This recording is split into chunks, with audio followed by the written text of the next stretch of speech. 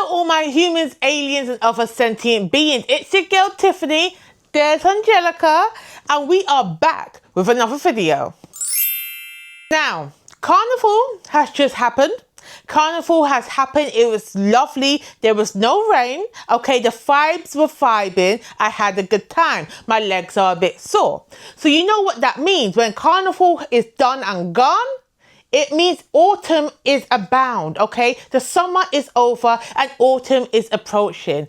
And what that means is that I am coming to you direct today to let you know I have some autumn book recommendations for you to read, okay? Now, these are the books I associate more with this season because as you know, this is going to start the sun going down earlier. Okay, so it's going to get darker earlier for longer because when autumn comes and it goes into winter, you know how the universe works. I don't need to explain this to you. But what that means is that because it gets darker for longer, it's vampire season. It's vampire season because vampires don't like the sun. Okay, so this is their breeding ground. So I have got a couple of recommendations for you that deals with vampire life. And I have some other book recommendations that I believe encompasses the autumn season, the tonal shift from summer good vibe to the books that make you want to stay at home, curl up under a blanket and get to reading, okay? So let's jump in to my recommendation for this autumn season. So the first one I have is The Dangerous Ones by Lauren Blackwood. Is that her name? I think it was. Blackwood, Blackburn, Black something. But this book is a YA paranormal historical fiction fantasy. And this reimagines the American Civil War. I don't know what Civil War. Do they only have one?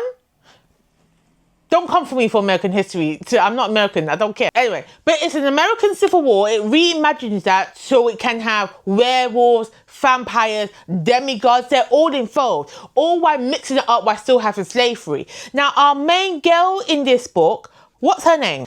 Her name is something to do with Christianity. It's either Judah or Jerusalem. I think that's the girl's name. Anywho, basically, she sees her entire family murdered, killed, and she wants revenge on the vampire overlord that killed her family. So she joins up with this, I want to say resistance group, but I think they're the actual people fighting the Civil War. Like, they're on the good side of the Civil War and the right side. Let's just get that out there, the right side. So she joins up with them and they call them the Saints. And a part of this party, there's a vampire there called Alexis. You know what? It don't matter what the names were. But basically what it's about, this girl, I'm going to call her Jerusalem because I think that's her name. She has escaped slavery. She's trying to get revenge on the vampire master that killed her family. And during this process, she raises up the ranks in rebellion group and becomes the saint, and they travel the land, and there is a vampire that she teams up with who at first she doesn't like because obviously he's a vampire and vampire killed her people there. But then, you know, a romance starts to develop in. Now let me say this, the romance in this book is not what you would want if you're after a romantasy. That's not what this book is there for, to my opinion. I don't like romantasy. So I don't care. I heard people say that the romance is weak. That's fine. That's not what we're here for. What I love is the strife between our main girl and the vampire because she hates him. They hate each other, but their friendship over time develops in such a way, and the unique perspective that we get of showing this American Civil War with supernatural beings and demigods. Oh, I love it. I think I gave this book 4 stars because I read it at the right time. Autumn. And it was just a fun read, okay? It's nothing that will just make you sit back and think. It's nothing that will sit with you for a while. It's just good vibes.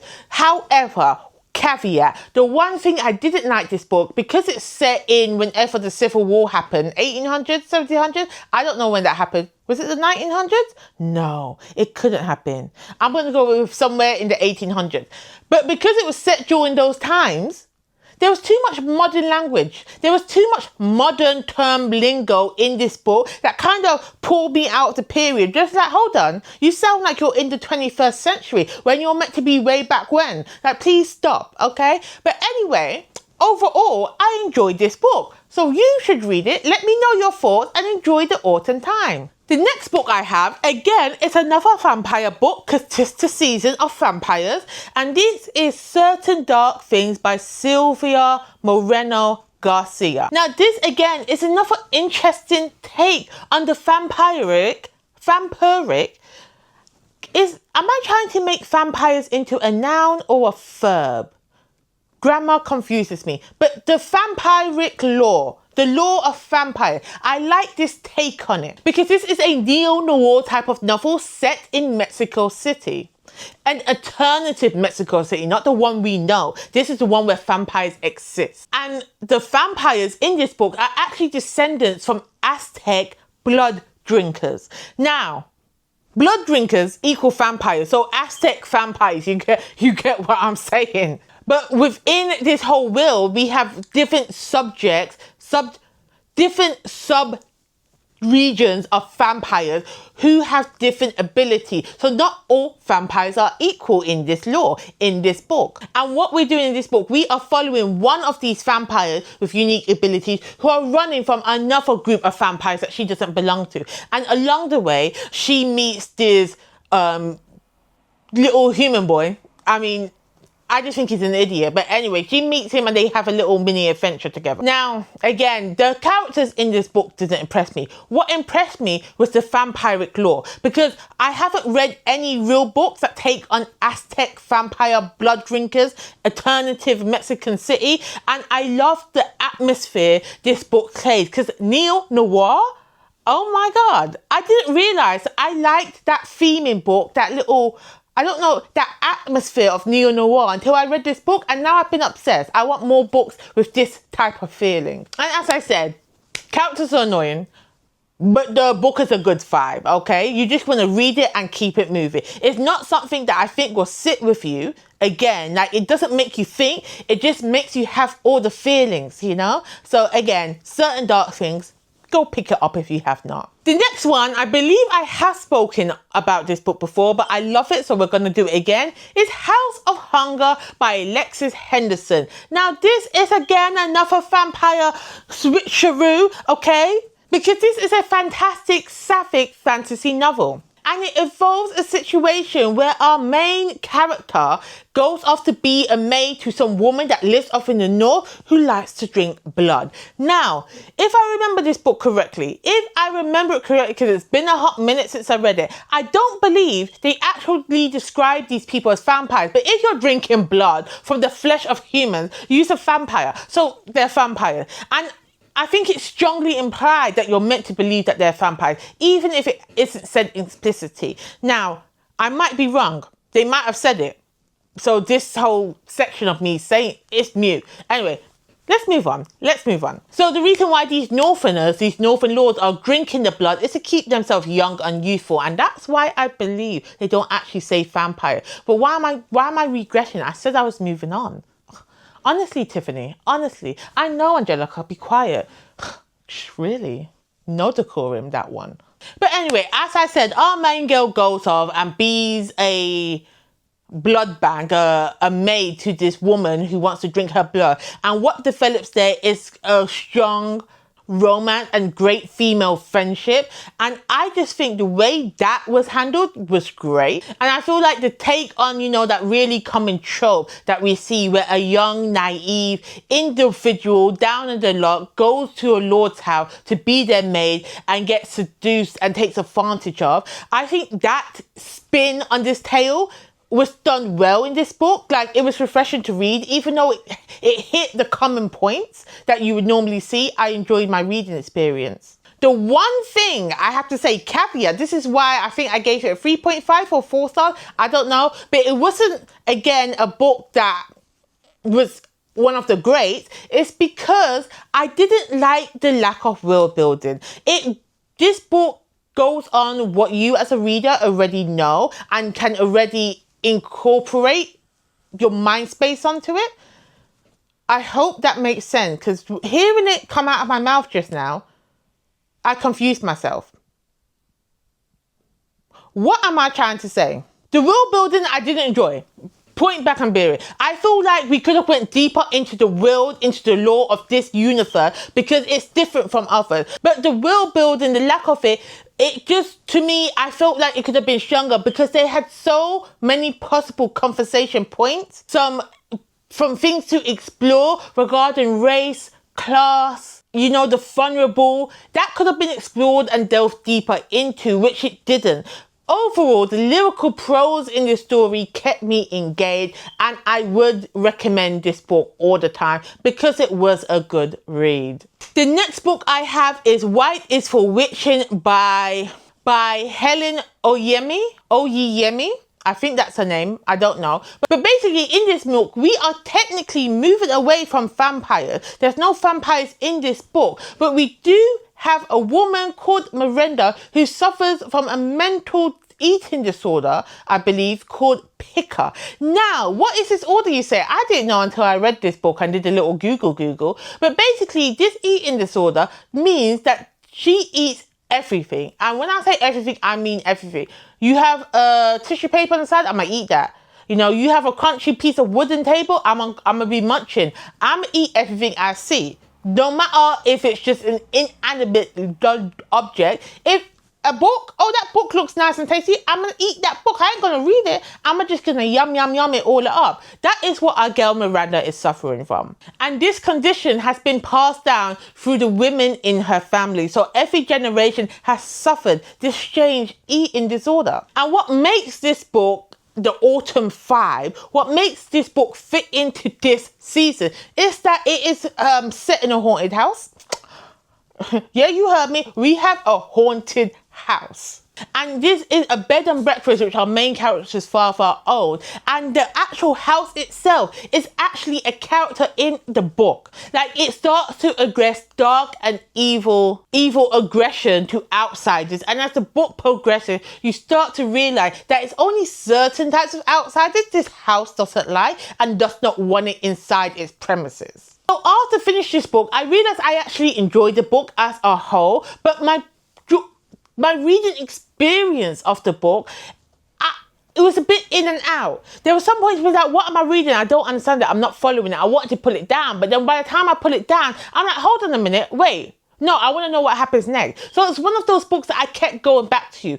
I'm so happy that I finished it because, well, am I happy I finished it? Because I still have questions about this book. This is one of those books that fits the vibe of autumn, but it's still in here. Like, I have questions. First of all, there was an unusual structure in this book where a character would start speaking in the middle of a sentence someone else is speaking in. Like, I don't know how else to explain it, and me saying it sounds like obviously it's just someone interrupted. No, another character would just start speaking, and at first that's what threw me. I thought, what am I reading? This book is not edited well. No, this was the purpose of this book. It was to confuse you as a reader. And once I got over that hump, I kind of enjoyed my reading experience. But I have questions. At the end of this book, I still have questions. And this is a certain type of horror, certain type of gothic fantasy book that leaves me with questions afterwards, which I'm never going to get answers to. And that kind of annoys me. Like, was there incest in this book? Was there incest in this book? I do not know. Like, did the house or did the main character murder the refugees?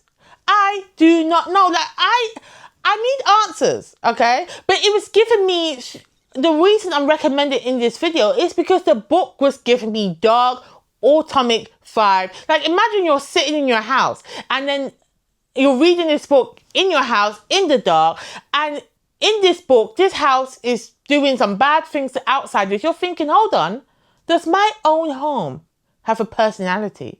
Is my own home becoming sentient? Because you know when it's quiet in your house and you're the only one in there and you hear certain creaks and the wood shifting, is this your house coming alive? Is this your house telling you something? I don't know. As I said, I think I gave this book 3 stars or 3.5 stars because I enjoyed parts of it. Other parts confused me. It's not that I didn't like the book. I need more people to read it so we can talk about it. That's all it is. I need more people to read so we can conversate about it. So go read this book, please. Go read it. Did I do a good job explaining that book? I don't know. I don't know. You tell me. You read and you find out if what I said makes sense to you. So the next book I have on here is Natural Beauty by Ling Ling. There's another name. By Ling Ling Hung. Now, this again is another weird book. This is another weird book. This is more of a horror fiction. It's not fantasy-esque. It's more of a contemporary horror type of book filled with body gore, body horror.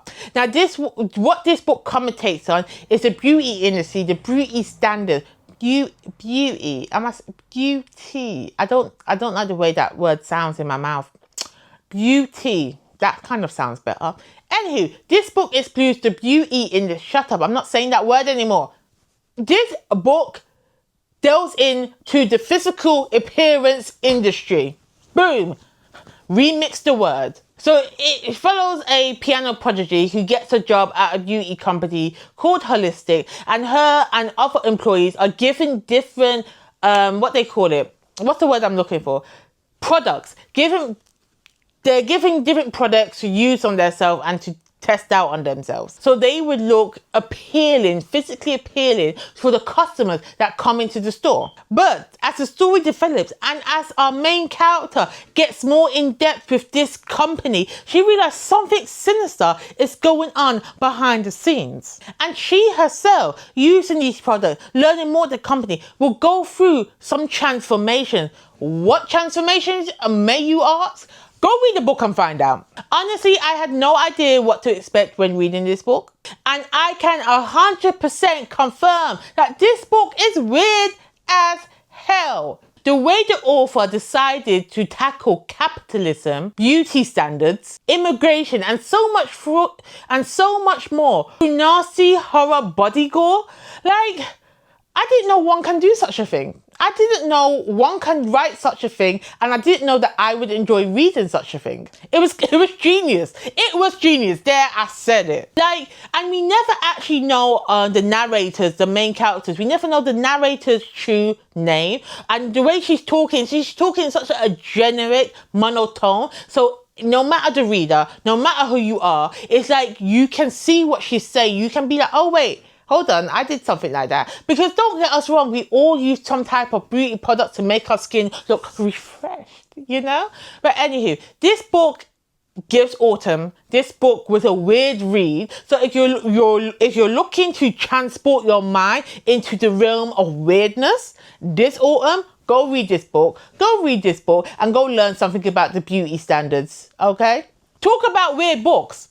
Talk about books where I feel like the author needs to seek out therapy, or you're just a genius that you can detach from your text in such a way that you can write such a compelling story that I'm thinking, what the hell did I just read? We have Dear Vicky by Octavia Grant.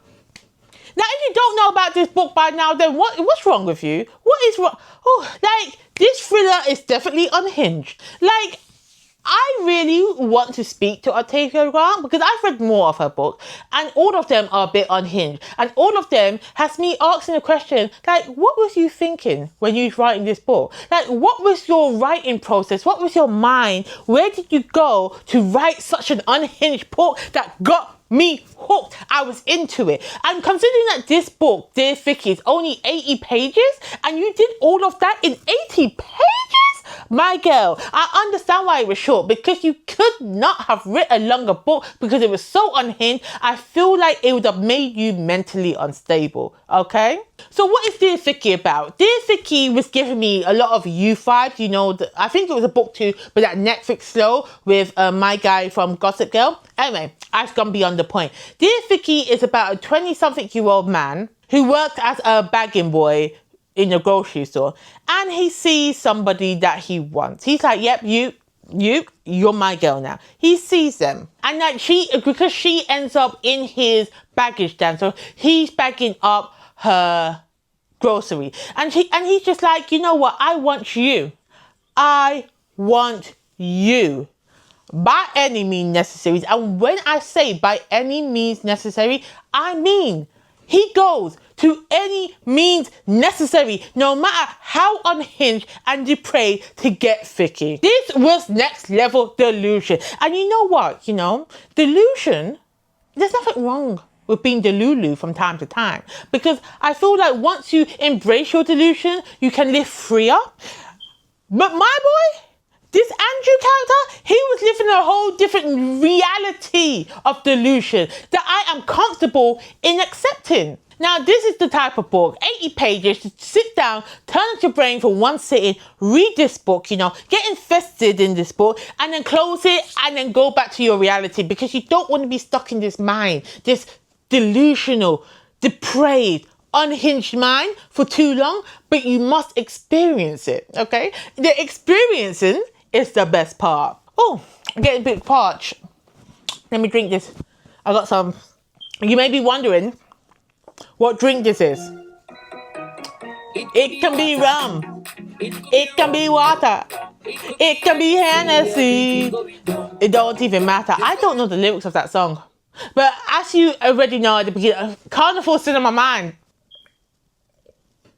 So the next book I have to talk about is a recent read, read this year.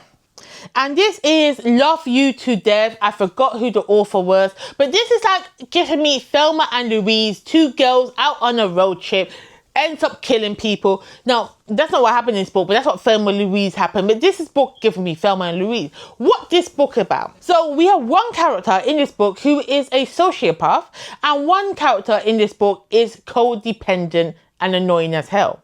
Like, she consistently makes the wrong and bad decision.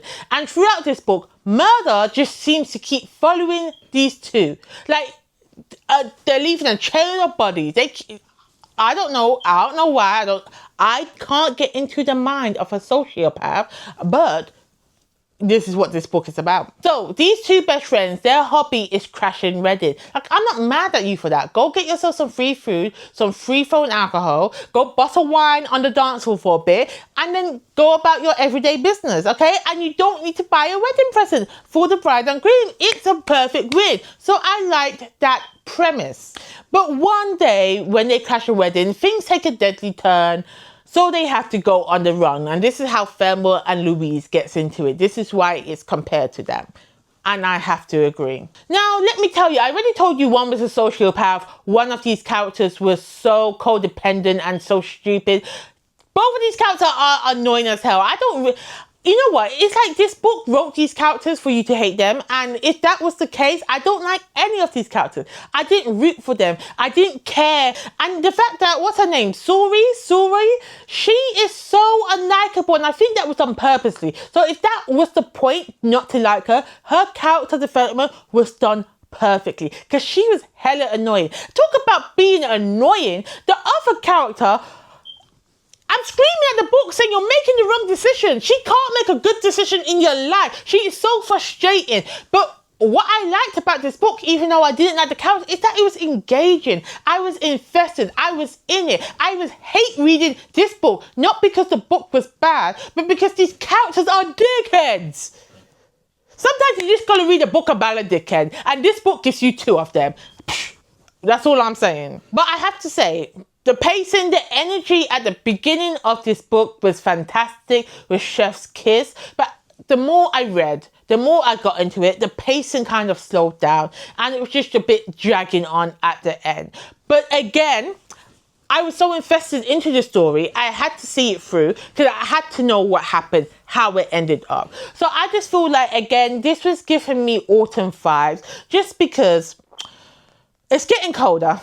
You know, you want to be trapped in your house. You feel like you want to go outside, but why are you going to go outside when it's going to be dark at 5 o'clock and it's going to be raining and cold? You're going to get pissed off. So if you're going to be pissed off anyway, you might as well be pissed off at two dickhead characters in a book. That's what I'm saying. Okay, let's move on. Okay, the next book, I've talked about vampires. I've talked about dickhead characters. I talk about weird as hell books. Let's lighten it up. Because as I was saying, you're in your house. You want to be cozy. You want to be comfortable. You want to be cocooned in it and enveloped by the warmth. Okay? So the next book is kind of lighthearted. The next book is a fantastic read, which I read sometime this year. I can't tell you when because this year is a bit of a blur. But it's none other than Love Like the Sun by somebody. the name's on the screen. I'm sorry, I can't remember your name. Now, Love Like the Sun is like a friends to lovers type of romance book. It's about two best friends that turn into lovers, basically. So we are following this woman whose business is suffering, that is just not getting on its feet, and her best friend is like an online influencer, and he's just like, you know what, why don't we just pretend today, why don't we pretend to just do this thing, and then I can post your business on my platform and then big you up in it. And she's like, bet. That's what we're doing. But little did they know, or maybe he did know, read to find out. But they start getting feelings for each other. They start connecting in a way that's more than friends. And you know what? I love to see. It was such a wholesome romance. Now, as I said, one thing when I read romance, I normally like the mess. Okay? You don't need to have smut in it. I don't need to have sexy scenes all the time. But I need to have the mess. Okay? And this book was not messy at all. And I thought, I'm not going to like it because where's the drama, you know? Where's the conflict? Where's the mess? This book had none of that. This book was just sweet, wholesome, fluffy, Hallmark type of nonsense. And I thought, this ain't for me. But it was. I enjoyed it. I loved it. I felt something beating in this cold, dead heart of mine was coming alive. And I'm like, what is happening to me? Am I feeling emotions? That is not anger and being pissed off. Am I feeling positive emotions about a love story? Yes.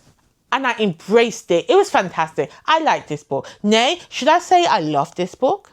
I don't know. I'm still conflicted about the emotions it made me feel. But let me tell you something. This book had tension. It might not have had mess that I wanted, but it had tension, it had steam, and the progression from being friends to fake dating and becoming lovers and taking that leap, that progression was done so smoothly, made me invested, made me say, because most of the time when I have friends and lovers, I'm like, why are you lying? Like, you ain't been feeling this way about your friend from day one. Why are you acting like this is new and surprise to you? I believe this love story. I believe the progression in the story, that they never felt this way about each other until they started to make this connection. I loved it. What more can I say? Go read it. Go read the book. Oh, I forgot. I just said earlier to this film, not a film. This ain't a film, or is it? Am I an actress? Is this a movie? Anyway, at the beginning of this video, I was saying how I feel like the autumn vibes is about the best books for autumn vibes are about family generations, about timelines, about not being stagnant in 1 year, but going from the past into the present. Okay, I don't have a book like that, but what I do have is a book about children growing up together. Well, not children, but two people that met in primary school, that grew up and developed from friendship into a romantic entanglement. Well, they're in a relationship. It's not really entanglement. But anyway, let me tell you what the book is. Jamaica Road. Jamaica Road. I recently read this book. Loved every moment of it. Now, what this follows, we have a girl who is the first generation Jamaican born in England. This is around the 1980s, the first timeline is set, and she's the only black girl, or the only Jamaican, she's the only black person in her class, and she's just like, let me keep my head down, let me just get... So it's happened again. I accidentally deleted the footage, and I refuse to go back and re-record. I'm just not in the mood to do it. So basically, Jamaica Road is a fantastic book. It got released this year. It's a perfect read for autumn because, as I said, it fits in that prompt of, although it's not a generational story, it does tell the story of two young people of Jamaican heritage growing up in the UK, Southeast London to be particular, during the 1980s, growing up to where they are now in the early 2000s, and it shows their progression of their friendship, the development of their love story, and it also shows us the different family dynamics that we can have with Jamaican heritage and Jamaican immigrants within the UK. It's a brilliant story. Pick up the book, go read it, go underneath your blanket, snuggle up, read this book. It's a fantastic read. So that's all for me today. Please drop a like and subscribe. Let me know your autumn reads in the comment below, and I'll be back with another video shortly.